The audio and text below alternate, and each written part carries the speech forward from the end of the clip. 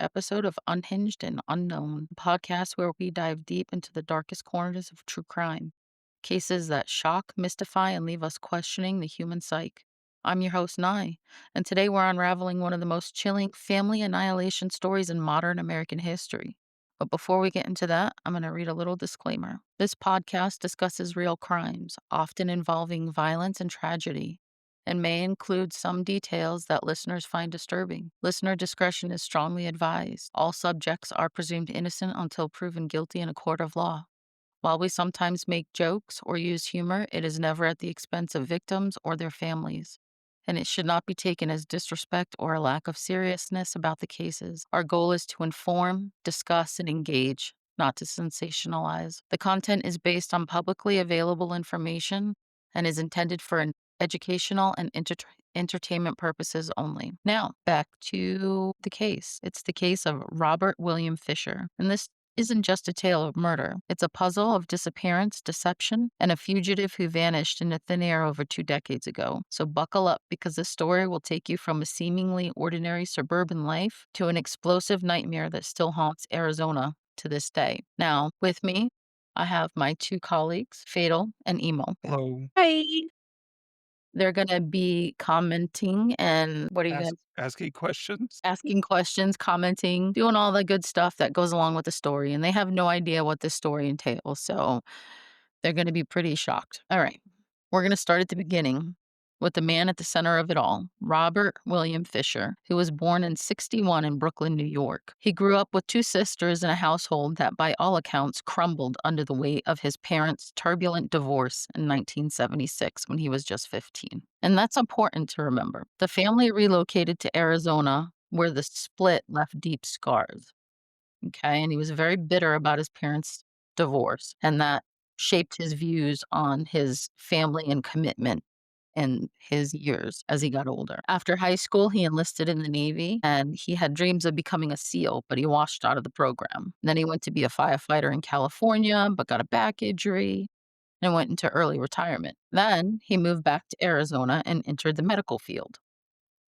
And by the late 1990s, he was a picture of middle class stability, a homeowner, a father, an avid outdoorsman who loved hunting, fishing, and chewing tobacco, which is disgusting. Don't do that.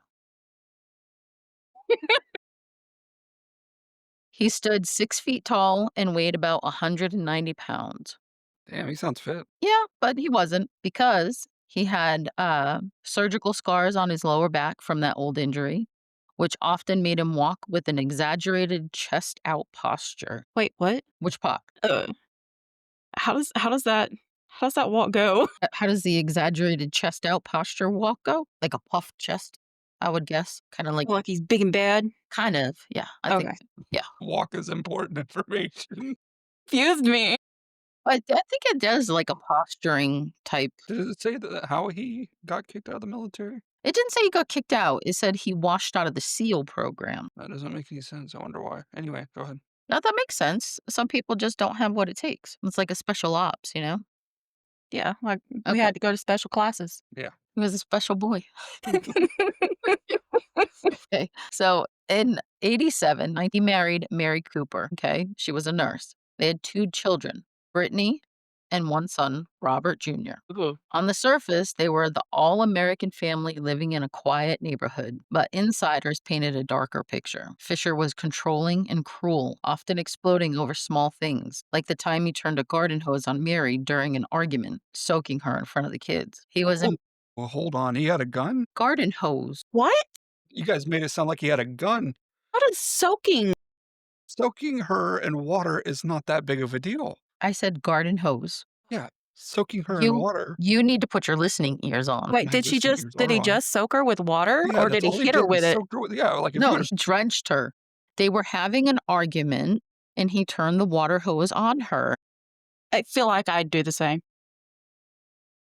anyway, proceed. Okay. So he was embarrassed by his son's lack of interest in outdoor activities, and he forbade his wife from hanging pictures on the wall without his approval. Money and sex were constant flashpoints. Fisher admitted to a one-night stand with a prostitute he met at a massage parlor, and the couple sought marital counseling in 1998. amid talks of divorce. So now that brings up what happened to him in his childhood, right?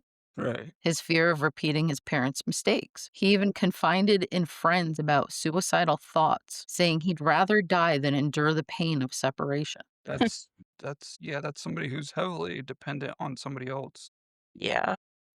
So hold on. Okay. Yeah, He what you goes got? he goes from oh, okay, so they couldn't hang pictures on the walls because and then he was embarrassed of his son because his son wasn't into outdoor activities. I mean, like, Very controlling. yeah, just I don't know. Yeah, he is.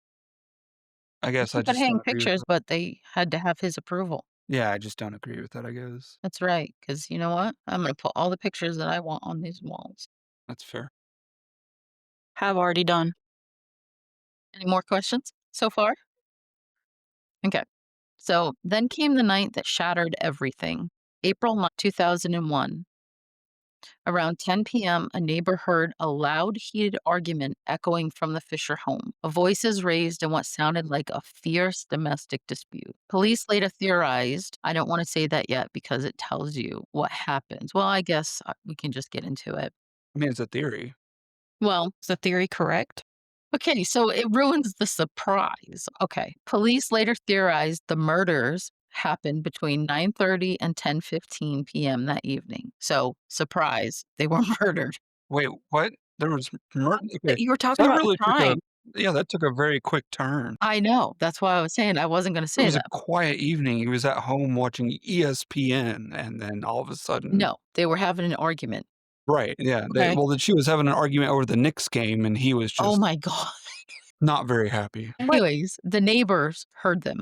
So, when police, I guess the neighbor called police because it says Mary, okay, she was 38 at the time, was shot once in the back of the head Ooh. with a 38 caliber revolver. Brittany and Bobby had their throats slashed so deeply they were nearly decapitated. Why would he slit their throats and shoot her? It was a brutal, intimate act of violence carried out with chilling precision. Yeah. Yeah, he precisely slit their throats and shot her in the back of the head. I guess it wasn't too precise because, I mean, he would have the whole thing, but God. But he wasn't done, okay? There's more. But wait, ooh. there's more. So he rigged the house for destruction, disconnecting the gas line from the furnace and lighting a candle to delay the ignition, giving himself time to flee. At 10:43, surveillance footage captured him at a nearby ATM, calmly withdrawing $280 with his wife's Toyota 4Runner visible in the background. The next morning at 8:42, the house erupted in a massive explosion, flames engulfing the structure and collapsing the front brick wall. Neighbors' homes shook, windows shattered, and firefighters battled the blaze so intense it melted siding on adjacent properties. When the smoke cleared, responders discovered the horrifying scene inside: the bodies of Mary, Brittany, and Bobby. But guess who was nowhere to be found? Well, I could assume the man with the credit card, withdrawing Yeah. the money with the 4Runner. It would've been We're fucked up just if he was assuming still that one. there just chilling. Can you imagine going, Chilling. yeah, just withdraw $280, then just sits there with a cold Mountain Dew and a bag of chips, just sitting there just watching. Anyway, See, and you say that, and I was thinking s'mores. I was thinking no, well, popcorn. I mean, geez, choice of snack. The guy had taste. He had a 4Runner. I mean, it was his wife's cream. For the And record, the wife had taste. this is why we have a disclaimer. Anyway,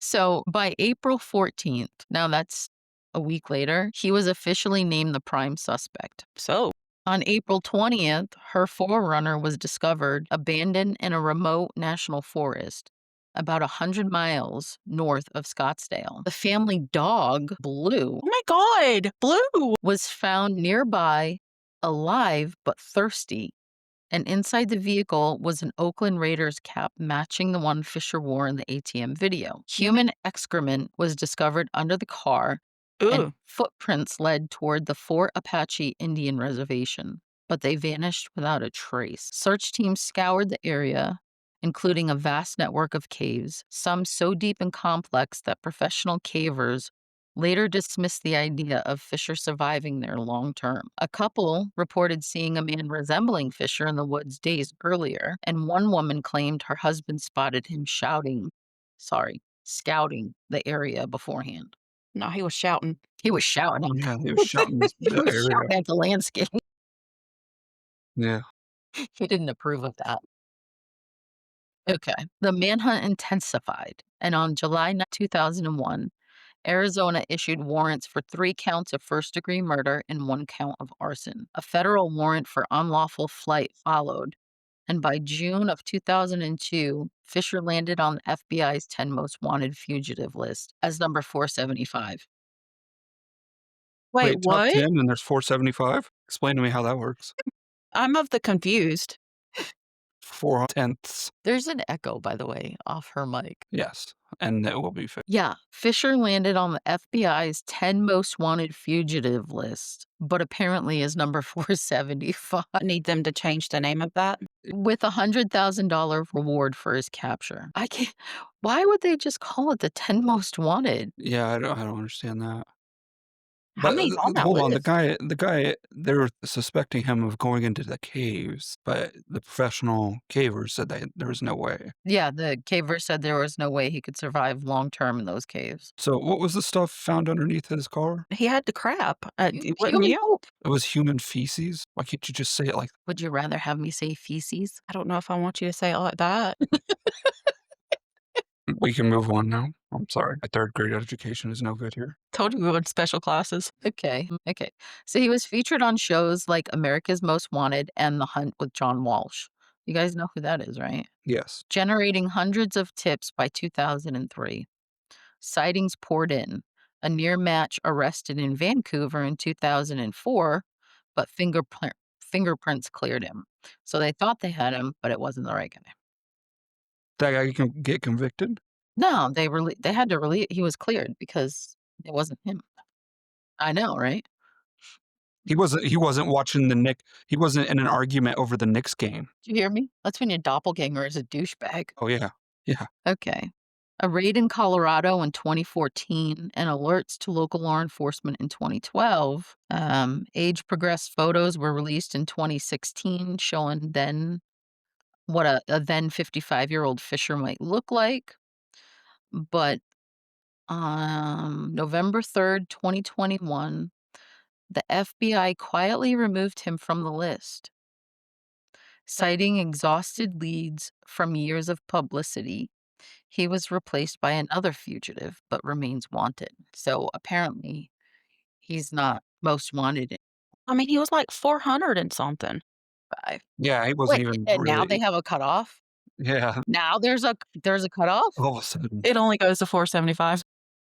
Yeah, like, 'cause they're 475. You're 476, you're off the fucking list. Sorry, there are worse criminals than you. You are no longer on the list. You've been voted off. Yeah, You voted off vote the off the island. island. Yeah. He holed up in the caves, but searchers turned up nothing. Others speculate he's living under an alias, perhaps in New Mexico or Florida, where he had ties, blending in as the outdoorsman he always was, armed with weapons, including a high powered rifle. Actually, a 2024 podcast called Finding Robert Fisher uncovered new witnesses who claim to see Mary's SUV back at the house at 3:30 a.m. and 5:30 a.m.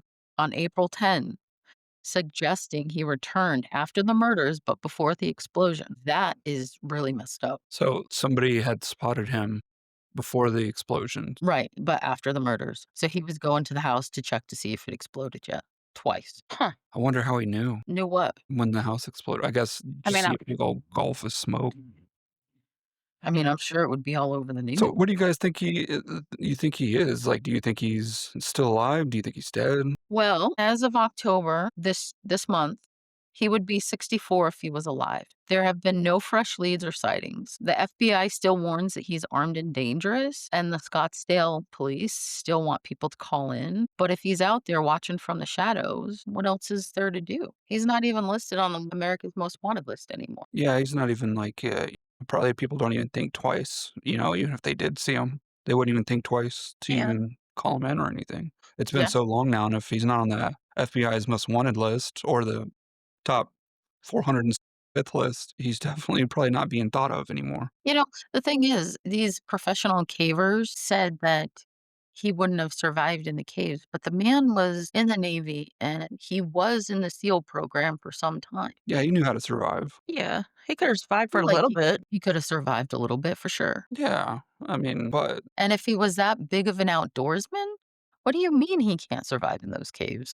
yeah, I mean, yeah, True. but caving, in my eyes, and this is just my personal opinion, goes hand in hand with being in the Navy. I mean, being underwater, caves usually have water in He them, so didn't say it was in a submarine, well, you know, but wanting to be a SEAL, do that. yeah, they basically drown you.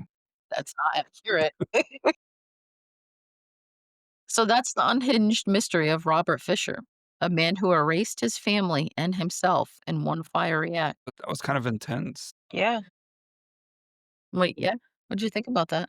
What do we or I feel like he's probably still alive, just living underneath another alias. I think if he probably lived off grid for some time and then probably quietly made his way to a different country. Yeah, So yeah, I I mean, would say he's probably in New Mexico, not Florida, because I mean, why would you go to Florida? Yeah. Just because he had ties there doesn't mean anything. I would think that he would move to another country as well. Yeah. I definitely feel like he would go to a And different. if he's on the, FBI's 475th list, I mean, getting then past the border is not gonna be hard. He's not on there. He's he not on Oh, he's not even on there anymore. Oh, he okay. might have waited till he was off the list. Going there. he's like, "Today is the day," and he drives on through. My Okay. picture's not up there no more. I just wanna say thanks for joining us on Unhinged and Unknown, and if you have thoughts on the case or tips for future episodes, drop them in the comments or, email us. I want you guys to stay safe out there and remember that sometimes the most dangerous people are the ones we think we know.